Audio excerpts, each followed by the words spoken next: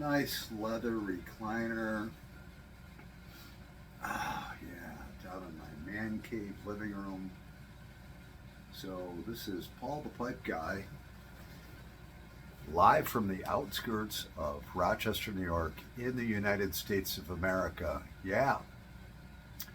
And today is March 17th, 2023. And I know that because my car insurance was due today that I paid. And it is St. Patrick's Day. So before we set something on fire,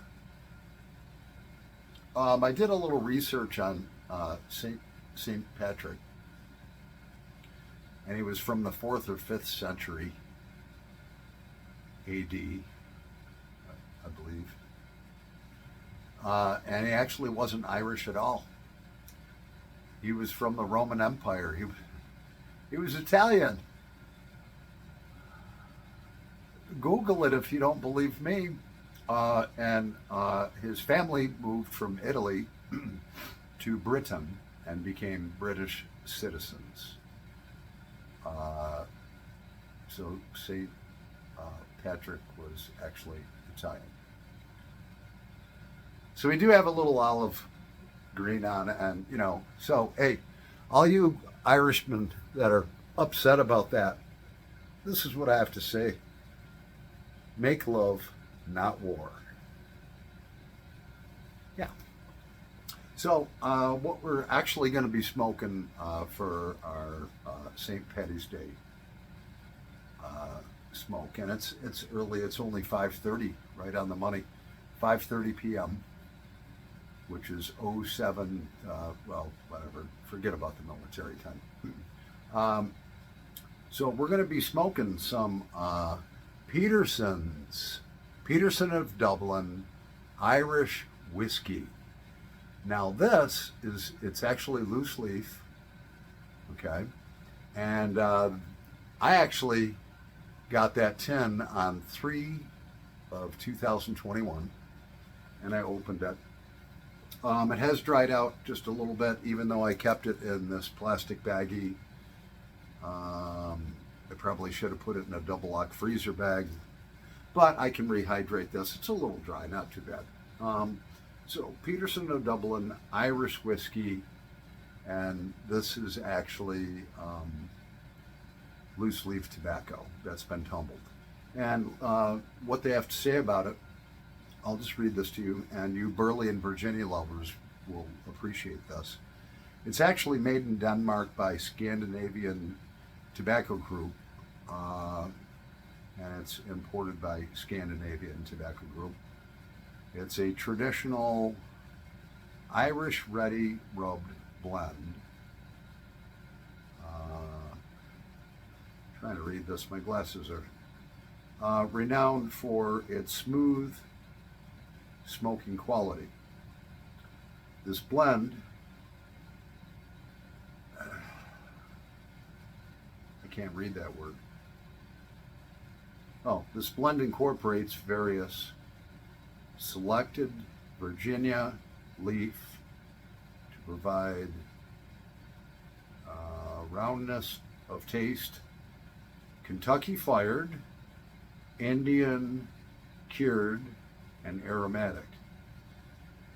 It has tile and burley are then added to the main blend. Finally, a light spray of Irish whiskey essence gives this tobacco its final unique aroma. Strength is rated a 2. Aromatic taste is a 2, and the room note is a 1. So we're gonna actually. So that's been this tobacco's been aging for 2 years. Let's start something on fire. Let's see what we're gonna smoke it in. All right. We have everything's preloaded there. This is my beautiful 1937. Oh my gosh, I love this pipe. It's a 1937 Dunhill. Look at that. And it's in pristine shape. It's really in nice shape. I was very fortunate to get this 1937 Dunhill, and this is 2023. So that makes it, I don't know, I'm trying to do the math.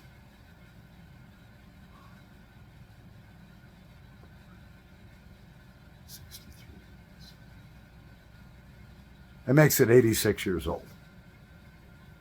Yeah, and there she is, right there. Very nice Dunhill. That one cost me a bit, but it'll only go up in value if you take care of it. Let's start something on fire. Here we go with our Peterson Irish Whiskey, Peterson of Dublin Irish Whiskey. Oh, but first, for St. Patrick's Day, cheers. They only have the green bush beer like in the fall, like when it's camouflage colored. No, really, they do. Like right around hunting season, they go from the blue can to a green camouflage can. So I have the blue can. What are you gonna do? Cheers, everyone. Happy St. Patrick's Day.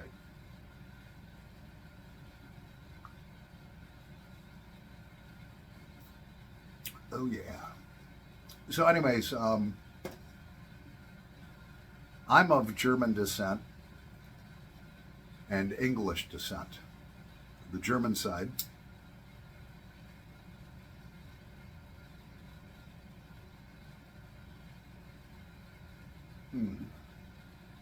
Oh yeah, this is good. The German side came over in the 1880s from Stuttgart, Germany, and their last name was Blumreich. And the other side came over a few years after the Mayflower. So I can't remember exactly when the Mayflower came over in 1602, 03, 04, I don't know. So, but in the early 1600s, the English side of my family came to America.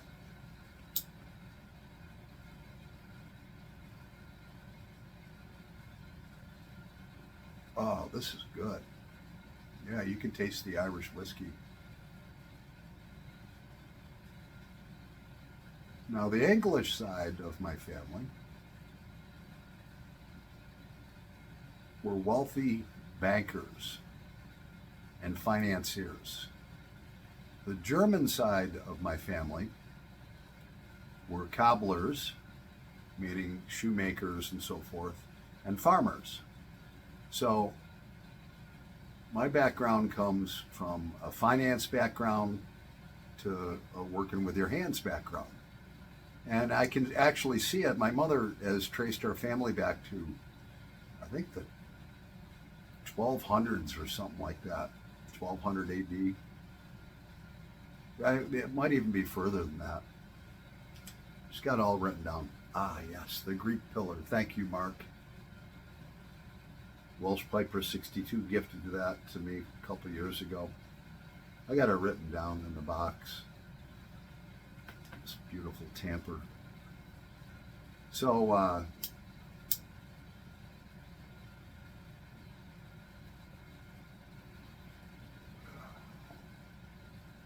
this is good. So I find this stuff out later in life because my mom, ever since she was like in her early 20s, did genealogy. Genealogy is the research of your family tree. She did it on both sides of the family.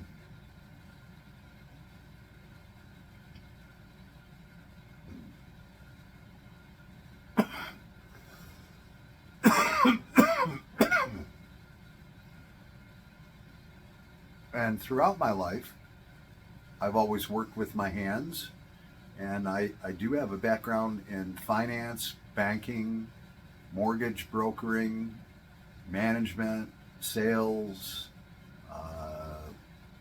all kinds of finance. I have a huge financial background, and I don't do that anymore because all my kids are over 18. money is an important thing, but I don't want to have to make the sacrifices to do what I had to do to make a lot of money. And I'm not a rich guy. My investment, my 401k, which is a retirement that you can, for you folks in the UK and other countries outside of the United States, all my extra money, and I did make a good amount of money, but I wasn't able to save it because my retirement basically and my investment was into 6 sons, raising 6 sons and 4 daughters.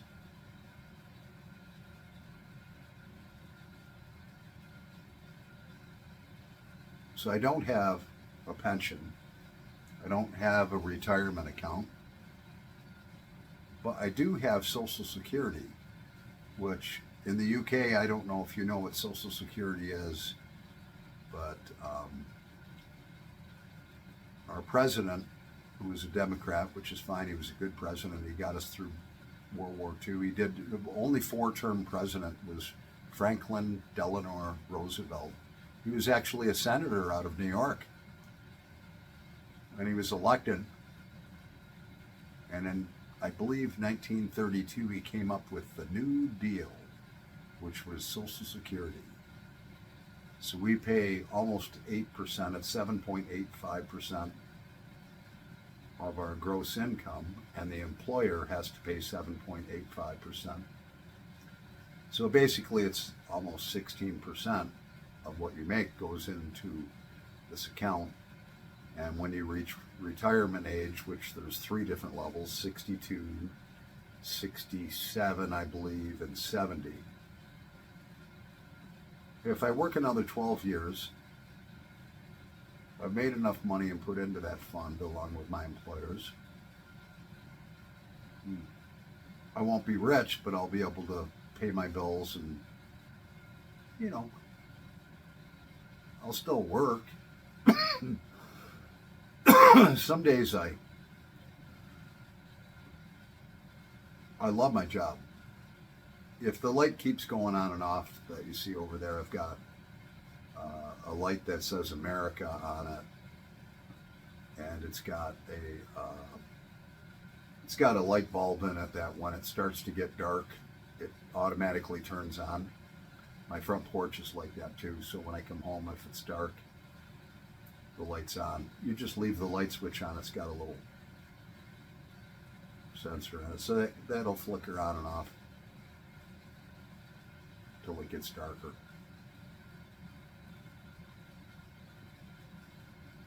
So, if I work another 12 years, and someday, like I said, I love my job, but some days, you get in there and it's just like, you just feel beat up, and it's like, how am I going to work like this for the next 12 years? Well, you eat right, you take your vitamins, you get exercise, and you make the best of it.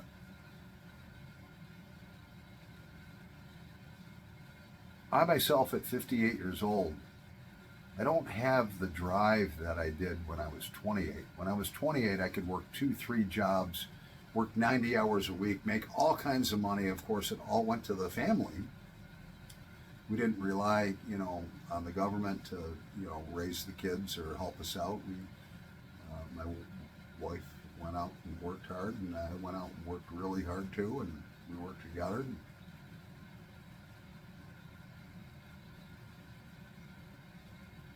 Now I'm just kind of rambling on. So she's starting to heat up a little bit. This Irish whiskey is really good. I do like it. I am starting to get a little bit of a nick hit, really, off of it. I smoke my pipes fairly hard. So we're actually going to pause the video, and I'll be right back. Yes, with our... Yeah. As Joe Biden would say, happy 4th of July. we're going to be back with our Mother's Day smoke, celebrating New Year's Eve on Valentine's Day. Yeah. We'll be right back. Alrighty, pipe smokers, so we're back, yeah. Just listen to the silence. Now you can hear, I do have made in Italy Zipoli air filter.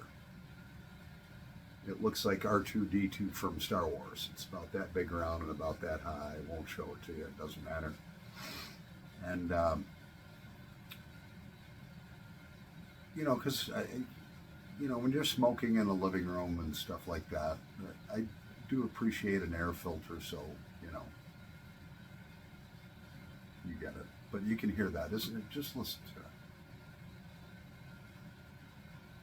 It's like what they call white noise in the background. So, our 1937 Dunhill, it really doesn't have much cake. I mean, when I bought this, it was like brand new. So I do not want to overheat that pipe. That pipe is not an expensive one. I'm not bragging or anything. I was blessed with it, and I did get a good deal at the time. So we have our Mr. Bragg number, I think this was an 89. I can't see it. Yeah. Our Mr. Bragg number 89 stand-up briar pipe.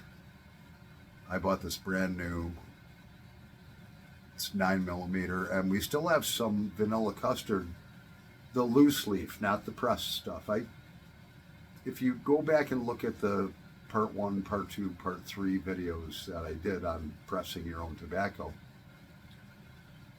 in retrospect, I may have made a mistake by pressing such a heavy aromatic blend as Sutliff's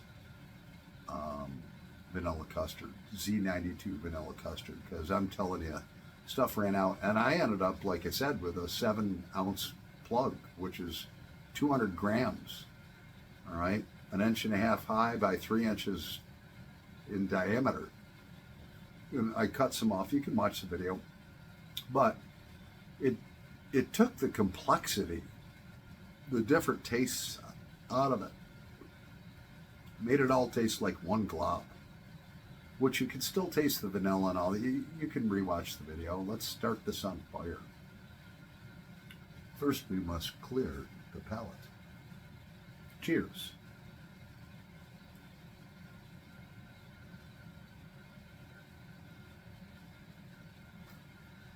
Oh, yeah. So, my genealogy basically consists of mostly about 50% German and 50% English.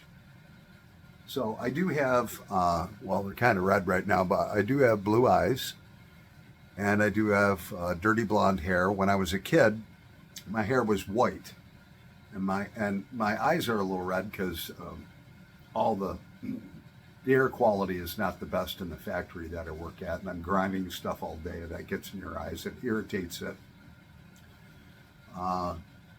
And my beard at one time used to be blonde and red.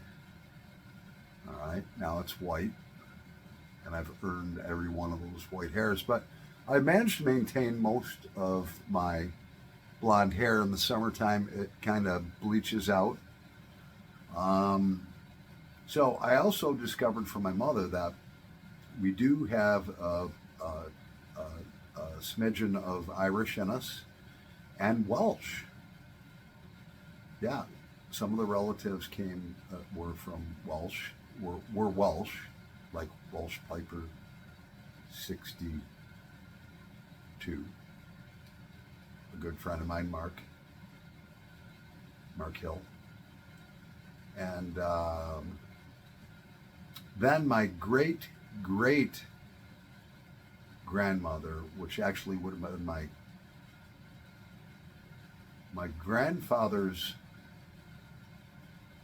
grandfather's mother, so she would have been my great grandmother was actually 50% Cherokee American Indian.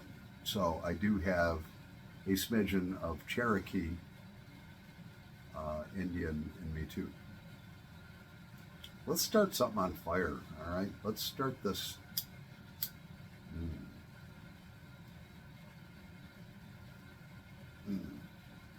Vanilla custard cream. I love this.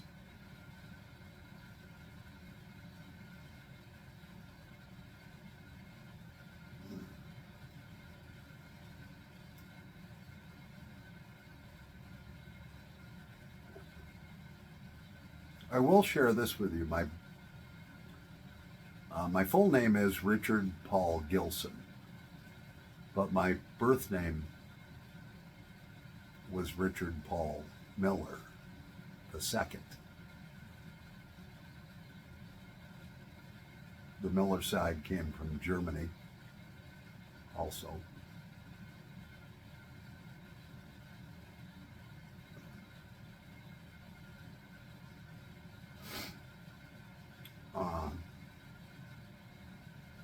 Not many people know that about me. My name changed when my birth father divorced my mom. Many, many years ago, I was like 11. And then my stepfather, which he's passed on about 3-4 years now, at the age of 79. His last name is Gilson, which is French Canadian. And he married my mother and adopted all 4 of us kids that my mother had with my birth father. And his family was from not too far from here, across the border in Canada. And my adopted father, who really he's my dad, was 25% Mohawk. His father was 50% Mohawk Indian, and his grandfather was 100% Mohawk Indian from Canada. I have a 93-year-old uncle who's still alive. He's a Gilson. We went back to try to find the birth records and all that stuff. And in a lot of the tribes, the indigenous people, American Indians, if a Indian woman or an Indian man marries a white woman or a white man, the women in the tribe control all the records. And once they break out of their tribe and marry a white person, they destroy all the prior records. And that's what happened with my father's side of the family. My 93-year-old uncle couldn't find anything. Mm-hmm.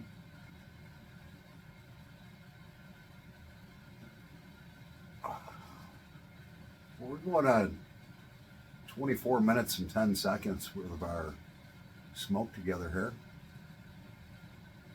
My German English ass is going to stay home tonight. I don't go out to bars.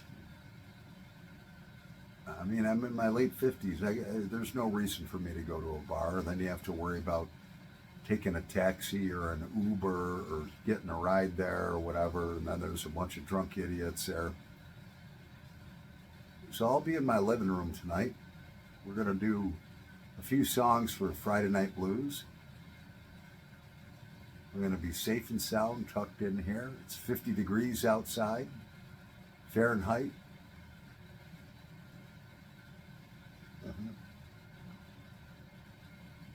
It's now 6 o'clock, right on the money. 6 p.m., yeah. So I'm going to be staying home here, having a few bush beers and singing for you. If you've got any requests, send them on over if you think that I can do them. Friday Night Blues now. I'm going to commence recording, and at 9 p.m. Eastern Standard Time, Daylight Savings Time, in the United States of America, I'm going to start to release them. We'll see what I'm up to doing. Oh, this vanilla custard is so good. Anyways, cheers, everyone. If you're out tonight, or if you've already been out tonight, stay safe. Don't drink and drive, okay? Do not consume alcohol and then drive a motor vehicle. And do not hop in a motor vehicle with somebody that's been driving. In the United States, we have what's called Uber and Lyft. There's a couple of different companies. Actually, they kind of put the taxi cabs out of business. So, like, if I did want to go down for $10, I can pay on the internet. Some person will pick me up in a brand new car, take me down 4 miles down to the local pub, and then it would be a $10 ride back. So that's $20. But I'm not going to do that. I don't want to be amongst a bunch of drunk idiots overindulging. I can do that quite well by myself here, alone, and not get arrested or anything like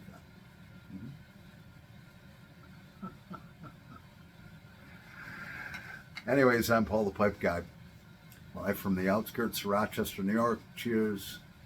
Yeah. Stay safe. Yeah. Maybe in the morning I'll do something like really loud and boisterous for all you people that are hungover. I won't be hungover. Anyways, for like the 14th time, happy St. Patrick's Day to all you Italians. Over and out. And remember, make love, not war. Love one another. You never know what is going on in somebody else's life.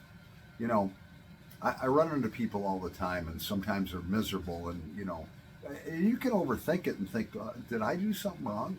No. If you're kind to people and whatever, you know, and you treat people right, just remember, not everyone is going to like you. And don't overthink it. You know, the person that's being nasty or mean or rude, I mean, have just gotten some bad news or whatever. They may be going through some sort of test or turmoil in their life, and they're miserable. Give them love. Kill them with kindness. That's my motto. You know, be nice, and if they're not going to be nice back, then just kind of stay away from them. But show some compassion and some love. Over and out. I'll leave you with that.